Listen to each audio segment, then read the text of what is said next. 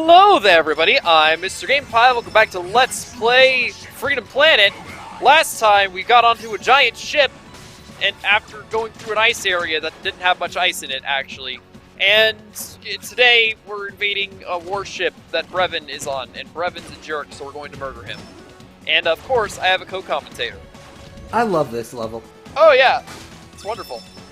Just this one in particular has such a sense of, like, you know, the heat of infiltrating a ship, and you really do feel like you're going to war with with Brevin, which is cool.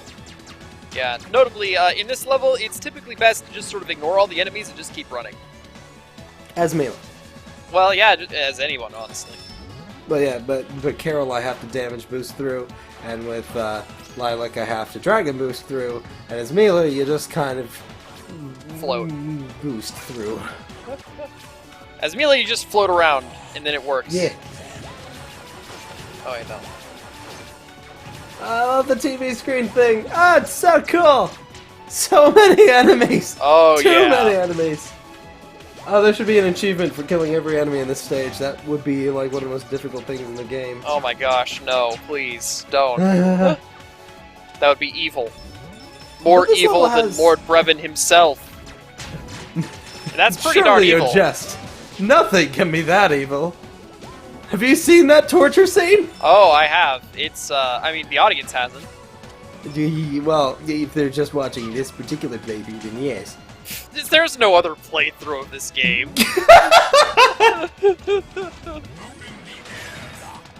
Don't you know, Austin? I have exclusive rights to the Let's Play of this game. Only on Vidme, my good sir. Just like how that one person has exclusive rights to the ultimate shade of black. Are we talking Shadow here, or...? No, we're talking, like, somebody made, like, the ultimate shade of black, and it absorbs all light. And they gave the exclusive rights for artistic purposes of that shade of black to this one person. And it's a major faux pas on the artistic scene. Because it basically limits, you know, artistic and scientific uses that could really be made in progress with that shade of black. Who is the they that gave these exclusive rights? I don't remember. But then, well, notably, so, in protest to this, there's this one person that made the ultimate shade of pink, and made it so that anybody could use that ultimate shade of pink, except the one person who had the rights to the one shade of black. And so, like, there was the terms of service for buying some of this stuff, and it said, you know, you're not this person, you're not associated with this person, and as far as you know, it will not be given to this person. and then they somehow got that, and so there was a whole lawsuit, and it's a really big deal and stuff. Oh, that's adorable. And also, here's a boss battle. It's pretty easy as Mila, actually. I believe I mentioned earlier that boss against Serpent was a reference to Seven Force from Mighty... Yes. Whatever it is. I was about to say Mighty Gun Force, but that's not right. Mighty Switch Force. Not Mighty Switch Force. What's the game called? Gunstar Heroes is the one that Gunstar Heroes, thank you. Seven Force. Basically, this is another reference to that boss, because you're always moving, and she's basically always on that trail or whatever. And again, I didn't know that the squares reflected stuff, so now I'm going to go cry about how easy all these bosses were, that I've had so much trouble with. Yeah, that was it. That was the first level of the Final Dreadnought. Out of 4. Oh, that's a speedrunner right there, as Mila. That almost never happened. Yeah. Unless, you know how to do the physics. Well, sure, but that's like saying that clipping and zipping and wrapping in Sonic is part of the game design. I think the only game that ever accounted for the really crazy stuff was Metroid. Pretty much. But what if we accounted for it? I mean, like, then we'd be argued for making a pretty bad game. So I don't really want to come under that kind of fire. Oh no. Except that, like, I would be the person to make an intentionally glitchy game, because, like, I still stand by the fact that Sonic Adventure has some of the most abusable physics, makes it one of the most fun games for me to play. Mm-hmm. Because I'm weird and biased like that. And that's why you don't like Sonic Lost World. In a lot of ways, you're absolutely correct. The game's too stable. How dare it? How dare they make a good, stable, well-designed game? Excuse you. I think something might have gotten, like, caught in your throat, or maybe Skype failed, because I could have sworn I heard you say that Lost World was good design. Yeah, it is. Good designed. I am tired. It's well designed, Austin. No, it's good design. It is most certainly not a well-designed game, I'll have you know.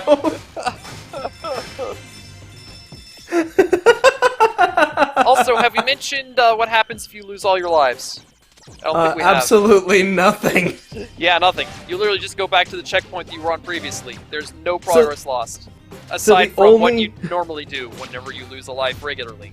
So the only reason lives exist is to make those little adorable sprites of lives. Yeah. That's literally it. That's and I love it. That's the reason. Also, I really hate these flower enemies. Yeah, well, they grow back, and that's probably one of the most annoying things, is respawning enemies that don't just respawn when you leave the area, but respawn right in front of you. In fact, the upcoming section here is the hardest section of the game as Mila. See, watch, he died right away. Yeah, exactly. There's Like, also the fact that the running into a brick hitboxes wall. on those flower spray things is really big and long-lasting. Aren't there a lot of those in Lilac's exclusive stage, too? I think so. I think that might technically be where they're supposed to first be seen. Well, they're only ever first seen there as one character, but then again, that is supposed to be the first character you play as. So. Yeah. Come on! Oh my gosh. And the flower's back every time. Yep. There we go. Just had to fly. Forget using a spring, just use your ears. Okay, out of context, I do have to... Oh, is that all? You just had to fly! Oh, okay. Yeah. That's it! That's all! I'm so happy that that's so easy for you to do. Yeah. Just fly, he says. Anyway... Precisely. You can tell I'm getting tired when I find my own jokes funny. Yeah. Anyway! So, yeah, hey guys, here's this thing again. It's pretty annoying because it's gonna keep going over there, and then there's this flower thing, and it's not appropriate. The flower thing isn't appropriate, guys. There's two of them. There are two of them. Okay, come on. I've got... nope! Nope! Okay, there we go. That's that, and I'm... no! Alright, time for editing, guys.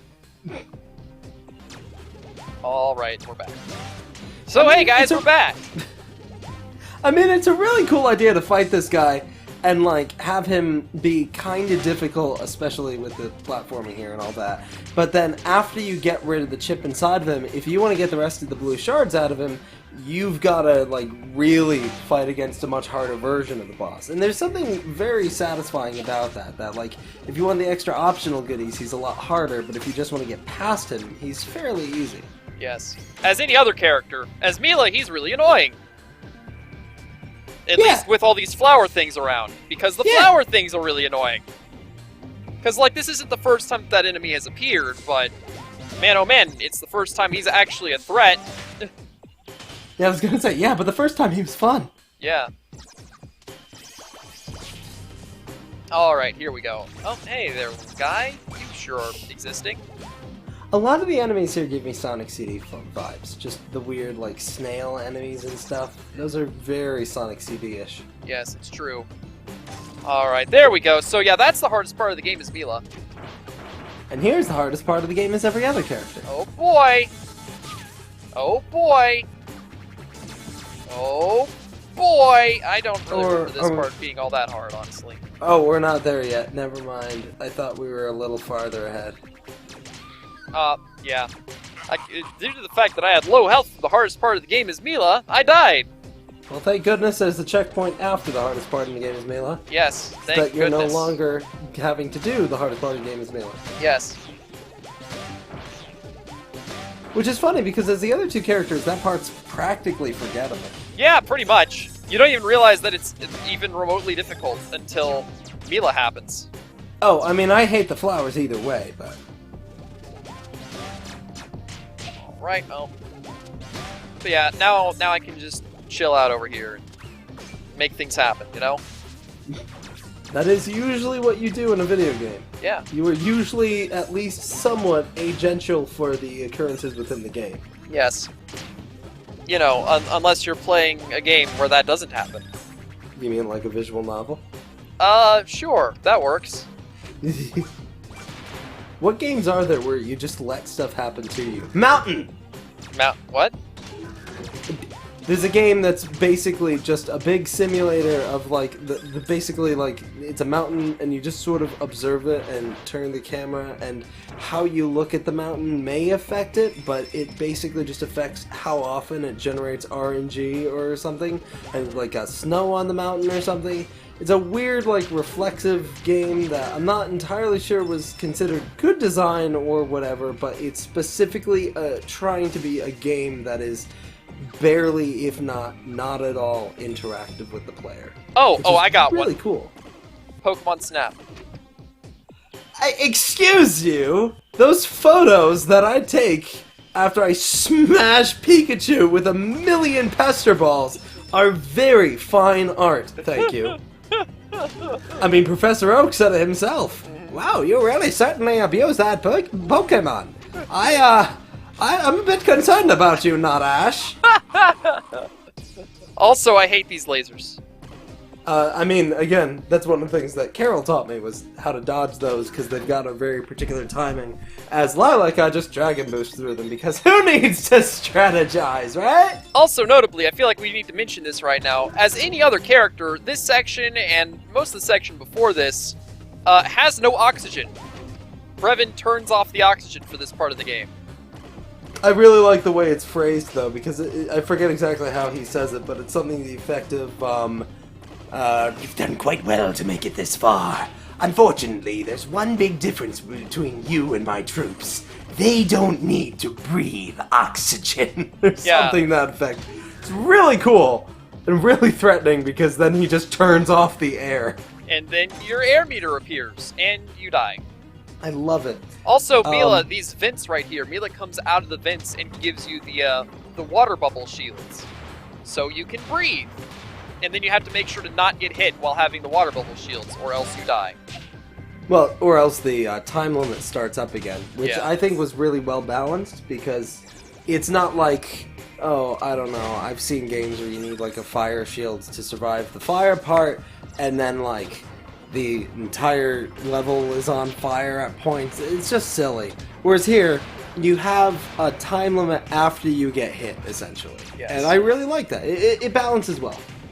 Also, the part here with the elevator reminds me of Mega Man 10. Because it also has an elevator that has switches that, you know, make the thing go up whenever you hit them. Yeah, actually, yeah, that's right. Specifically the switchy thing. Yeah.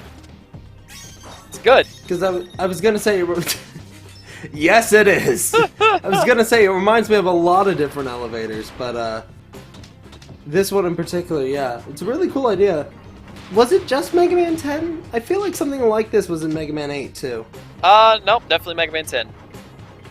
There's also a fan segment like this in Sonic After the sequel, but obviously that's not official, and I believe came out after this game did. I see. But essentially you're blown up by a fan, you gotta avoid spikes in a similar manner. 7 extra lives! They mean nothing, but they're so cute! But they do mean that there's a tough boss coming up. Because that makes sense. Yep, and it's Serpent. And he's having it angry. The impression I always got was like Brevin poisoned him, which allowed him to absorb dark energy or something. And this is a big Rystar reference as well. So, yeah, basically, Serpent, oh boy, he's big and bad now. Oh, Is there a particular name for this guy other than Serpent Unleashed? I don't know. But, hey, yeah, Mila, she can reflect projectiles. And that's gonna really help in this battle. For like 2 attacks. And boy, oh boy, there are powerful attacks. And here's the other one. Oh, I messed it up. Oh, I messed it up. Oh, I messed it up. I think you might have messed it up once or twice. Maybe a little bit. Probably nothing major, though. Again, though, I'm a big fan of this moveset that we don't really get to fully appreciate because of reflections and invincibility frames and all that, but it does get really interesting to see how the characters who don't have massive flying invincibility walls have to deal with some of these bosses and their crazy attacks. Oh, this might actually be my favorite example of that kind of demanding gameplay. Yeah. So yeah, basically, Super Serpent here is a boss that either goes down really easily for me, or it just completely annihilates me. Pretty much. Strikes me as high risk and high reward. Yeah. Like, way more than any other character in the game. Oh. Yeah, I mean, just look at that. You can just completely obliterate the guy if you want. Oh, right. It's fights like these that make me wish there were actual like health bars for the bosses. Yeah. Then again, I feel like that's another Gunstar Heroes reference. Or perhaps Rystar. Because Rystar had the whole color changing thing, which some of the bosses do. I see. I mean, most of the bosses do show damage to some extent to give you an idea of, like, you know, here's how much damage they've taken. Serpent's helicopter gets little cracks in it. The number of Bean Knights or Beansville folk, what the Mean Bean Machine guys in the Prince's little thing, and obviously the snake boss that we didn't see loses parts as you destroy them, so that's cool. Yes. Although some bosses don't show damage, like the robots back in the factory area, they didn't really show damage whenever they got hit, you know? Right. But they did get more desperate as the attacks go on. Yes. I do like the phases of the Final Dreadnought 1 fight, for example. Oh, what? I totally turned around. Oh well. But yeah, I'm getting pretty close to getting this guy down. He always takes multiple attempts, though, because he is legitimately one of the hardest bosses in the game, no matter which character you're playing as. Oh yeah. For me, he still tops the final boss in sheer challenge, just because the final boss is a very easy to follow move pattern once you get it down. This guy, every one of his moves, you just have to panic and hope that you get past. Pretty much. Which is cool. I love it. It makes for a really good intimidating thing, and it ties in with my whole, the boss fights should reflect the emotions at the time, not necessarily the actual difficulty curve of the game. And there we go. Obviously should get harder as you go on. He's down. I like all that red stuff. So, Ew. yeah, that's actually going to be the end of this episode now. There he is. So guys, I'm Mr. Impai. And I'm Austin on Sugar. How did his armor grow with him? I just realized. Magic. Ah. And we'll see you next time. Goodbye.